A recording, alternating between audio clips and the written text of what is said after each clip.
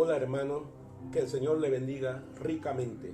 Quiero compartir con ustedes las últimas palabras que dio nuestro Señor Jesucristo antes de morir en la cruz del Calvario. Siempre ha sido de importancia la última palabra de aquel que está a punto de morir. Han sido registradas en muchos lugares, en muchos libros, las palabras de aquellos próceres, aquellos líderes, aquellas personas que están a punto de morir. Así que hoy quiero compartir con ustedes la primera palabra de nuestro Señor Jesucristo que dijo en Lucas capítulo 23 versículo 34. Y Jesús decía: Padre, perdónalos porque no saben lo que hacen. Esta fue una palabra dirigida al Padre. Hace mostrar la sincronía que tenía Jesús con su Padre, la intimidad que tenía Jesús con Dios. Es una palabra de perdón. Todo el plan de nuestra salvación radica en la misericordia de Dios y en el perdón que Dios tiene hacia cada uno de nosotros. El Señor asimismo también quiere que nosotros aprendamos a perdonar. Muchas personas dicen que solamente que perdona es Dios, por lo tanto no pueden perdonar. Pero déjeme decirle que usted y yo tenemos que perdonar, porque el que si no perdonamos no vamos a ser perdonados. El Señor lo dijo muy bien a sus discípulos en la oración que comúnmente se conoce como la oración del Padre Nuestro, en Mateo capítulo 6 versículo 12. Dice: perdona nuestras ofensas, así como nosotros perdonamos a los que nos ofenden. También sigue diciendo Mateo 6:14, porque si no perdonáis a los hombres sus ofensas, el Señor tampoco nos va a perdonar. En Efesios capítulo 4, versículo 32 dice: perdonándoos unos a otros. Hay muchos otros versículos que no puedo o no voy a decirlo para no extenderme. Pero lo importante es que el perdón trae libertad y bendición para nuestras almas. El perdonar se gana grandes batallas. Así que hermanos, este es el mensaje que el Señor manda, que perdonamos. Cristo estaba en una gran angustia, aún lo habían torturado y todo, y Él perdonó. Este es un mensaje que nos manda que nosotros también debemos perdonar. Quiero hablarle ahora de la segunda palabra que el Señor dijo en la cruz del Calvario. En Lucas capítulo 23, versículo 43, dice así: entonces Jesús le dijo: de cierto te digo que hoy estarás conmigo en el paraíso. Aquí el Señor habló acerca de la salvación. Había dos ladrones junto a nuestro Señor Jesucristo, uno a la derecha y uno a la izquierda. Y ambos ladrones estaban castigados por lo que habían hecho. Sin embargo, uno de ellos comenzó a injuriar al Señor, diciendo: bájate tú, si eres el Cristo, sálvanos a nosotros también. Y el otro le dijo: no, nosotros hemos hecho lo malo y tenemos nuestro castigo, pero Él es justo, Él no ha hecho nada. Y este ladrón le dijo al Señor: Señor, cuando estés en tu reino, acuérdate de mí. Por eso el Señor le dijo: hoy estará conmigo en el paraíso. Este ladrón se humilló delante de Dios, reconociendo sus pecados. Y nosotros tenemos que humillarnos delante de Dios y reconocer nuestro pecado para recibir el perdón. El Señor nos perdona. El Señor no rechaza a nadie. Él dijo en Juan 6:37: al que a mí viene, yo no le echo fuera. Seguimos con la tercera palabra en Juan capítulo 19, versículos 26 y 27, en el cual Jesús dice: mujer, he ahí tu hijo. Después les dice al discípulo: he ahí tu madre.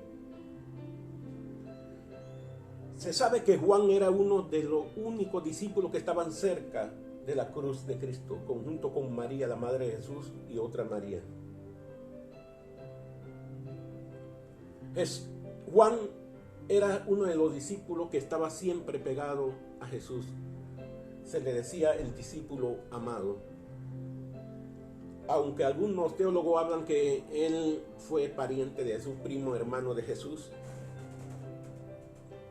eso lo llevó a estar más unido a Jesús. Sin embargo, en este pasaje, el Señor nos muestra que nosotros tenemos que cuidar a nuestra familia, a nuestros padres. El Señor dice, honra a tu padre y a tu madre, que es el primer mandamiento con promesas.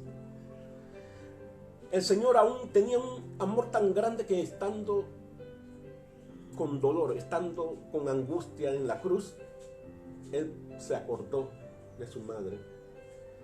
Se acordó que hay que cuidar a nuestra familia. Y para nosotros, Dios es un Dios de toda consolación. Él pasó por toda esta angustia y Él nos puede consolar. Él nunca nos dejará solos. Hermano, Dios tiene un Juan para tu angustia. Un Juan que te va a cuidar y a proteger. Quiero hablar ahora de la cuarta palabra, que se encuentra en Mateo 27:46. Dios mío, ¿por qué me has desamparado? Esta palabra ha tenido mucha controversia, mucho pensamiento. Hay muchos comentaristas con diferentes puntos de opiniones con respecto a esa palabra. Hoy quiero hablarle aquí de varios comentaristas con respecto a este tema. Algunos comentaristas dicen que esta fue la única vez donde Dios abandonó a Jesús debido al pecado que estaba cargando Jesús. Sin embargo, hay muchos versículos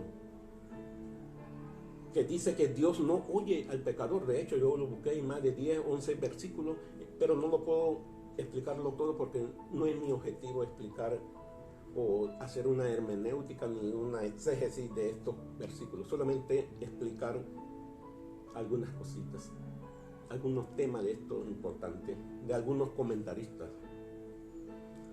De igual manera, hay otros versículos que dice que Dios escucha todas las murmuraciones de su pueblo, todas las maldades.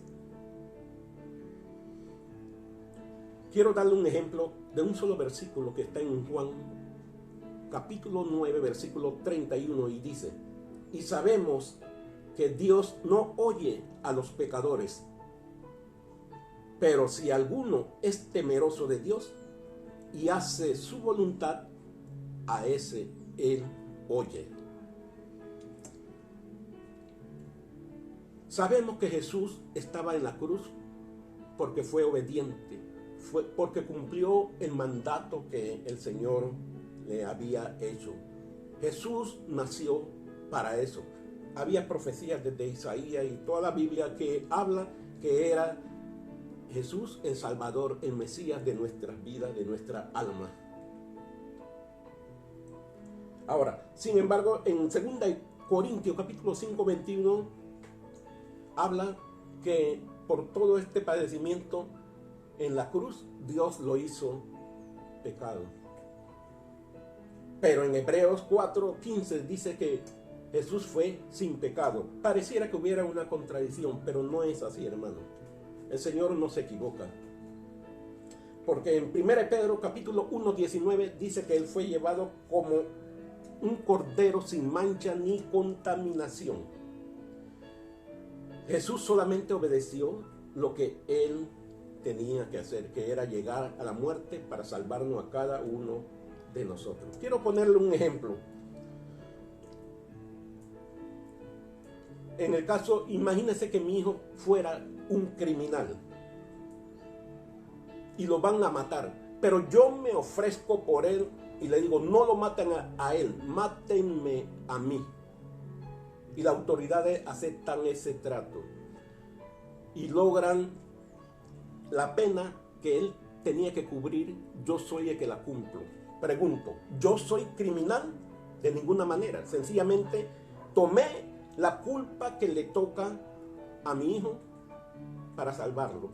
De igual manera Jesús no fue un pecador, pero él tomó nuestro pecado para poder salvarnos a nosotros mismos. Ahora, por otra parte, quiero hablarles de otros comentaristas bíblicos.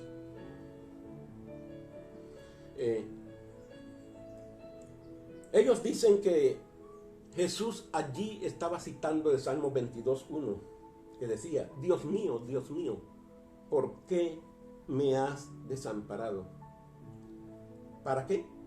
Para que se cumpliera la profecía. El Señor estaba allí en la cruz y estaba viendo todo. Él estaba viendo que se estaban repartiendo sus vestidos, que había burlas, que había de todo, cómo meneaban la cabeza. Todo lo que decía este versículo, este capítulo 22, se estaba cumpliendo. Por eso algunos dicen que él lo que no estaba diciendo, no estaba pensando que el Señor lo había abandonado, sino que estaba citando ese versículo.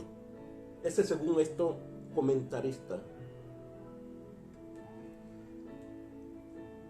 Ahora, otros comentaristas dicen que Jesús había dicho otra cosa, otro escrito, o le dio a entender otra palabra con Dios mío, en arameo. Ahora, no estoy aquí para discutir qué es lo que, si el Señor lo abandonó, aunque creo que no lo haya abandonado, porque el Señor no lo abandonó, como dice alguna parte de la Escritura. Sencillamente el Señor dijo estas palabras para que se cumpliese. Dice Lucas 24:44, todo lo escrito en la ley, para que se cumplieran los profetas y los salmos. Ahora, si analizamos la palabra, dice, Dios mío, ¿por qué me has desamparado? Esa es una palabra o una pregunta retórica. Él no estaba pidiendo respuesta de esta pregunta. Tampoco él estaba diciendo, Señor, tú me abandonaste. No lo estaba confirmando. Así que, hermano, tengamos cuidado. Dios está cuidando nuestras vidas. Siempre está con nosotros. La quinta palabra, tengo sed. En Juan 19:28 habla esta palabra, tengo sed. Jesús estaba totalmente deshidratado. Y él citó esta palabra para que se cumpliera la profecía también, que dice, como mi lengua se pegó a mi paladar. Así que debemos imaginarnos esa sed tremenda que tenía nuestro Señor, mostrando que nosotros debemos tener también esa sed, pero sed de justicia, sed de amor de Dios, sed de salvar a otras personas, de hablarle el evangelio. Esta es la sed que nosotros debemos tener. Dice en el Salmo 42, como el ciervo brama por las aguas, corriente de las aguas, así clama, oh Dios, por ti el alma mía. Mi alma tiene sed del Dios vivo. Esa es la sed que debemos tener. Y Él soportó esa sed. Y nosotros vamos a soportar todo lo que Dios nos permita tener. La sexta palabra, en Juan capítulo 19:30, dice, consumado es. Esta es una declaración de victoria. Todo está cumplido. Con su muerte Él pagó nuestra salvación. Él dijo, en griego, tetelestai es esa palabra, consumado es. Era la palabra que se ponía en la factura. Los griegos la ponían en la factura, tetelestai. Significa todo está pagado. El Señor canceló todas nuestras deudas en la cruz del Calvario. Por último, la séptima palabra en Lucas 23:46 dice: Padre, en tus manos encomiendo mi espíritu. Aquí en esta oración él expresa una conciencia. Él estaba seguro de lo que estaba haciendo. Él estaba seguro que el Señor no lo había abandonado. Por eso le dice nuevamente Padre. Ahora, Jesús no murió simplemente, sino que Él dio su vida y entregó su espíritu por nosotros. En el libro de Juan, capítulo 10, versículo 17, dice así: Por eso me ama el Padre, porque yo pongo mi vida para volverla a tomar. Nadie me la quita, sino que yo mismo la pongo. Tengo poder para ponerla y tengo poder para volverla a tomar. Este mandamiento recibí de mi Padre. Ya el Señor Jesús sabía lo que estaba pasando. Por eso Él encomendó su espíritu a Dios, porque ya Él sabía que luego, después de 3 días, iba a tomar de nuevo esa vida, que es la vida eterna que Él nos ofrece a cada uno si seguimos en su palabra. Así que, hermano, allí en la cruz quedó terminado el sacrificio de su obra salvadora hacia nosotros. Y después de 3 días el Señor resucitó y se encuentra hoy vivo. Él vive en mí y vive en ti, para honra y gloria del Señor. Así que, hermano, Dios le bendiga muy ricamente.